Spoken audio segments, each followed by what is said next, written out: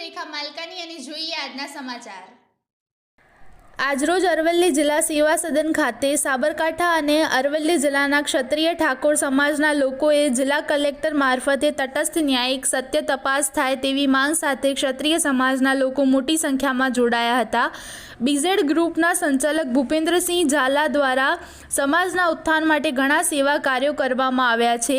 ભૂપેન્દ્રસિંહ ઝાલાની કારકિર્દી ખતમ કરવા પેત્રો રચવામાં આવ્યો છે। ત્યારે આવેદનપત્રમાં જણાવવામાં આવ્યું છે કે 2016થી બીઝેડ ગ્રુપ ચાલતું હતું ત્યારે કેટલાક રાજકીય કિન્નાખોરી રાખી સરકારી મશીનરીનો ઉપયોગ ન કરે તેવી સમાજ વતીથી વિનંતી કરવામાં આવી છે।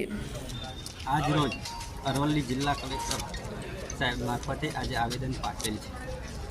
બીઝેડ ગ્રુપના સંચાલક થોડા દિવસો અગાઉ દરોડા પાડ્યા, જે એની ઓફિસો સીઝ કરી, ગાડીઓ સીઝ કરી, જપ્ત કરી લેવામાં આવી। ઠીક છે, આજે 2016થી ભૂપેન્દ્રસિંહ ઝાલા આ બીઝેડ ફાઇનાન્સ ચલાવતા અને આજ દિન સુધી ચાલતું હતું।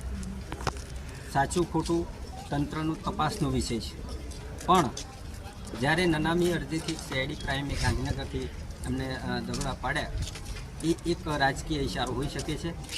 એના અનુસંધાને અમે આજ રોજ અરવલ્લી અને સાબરકાંઠા જિલ્લા ક્ષત્રિય સમાજ દ્વારા માનનીય કલેક્ટર શ્રીને આવેદન પાઠવેલ છે।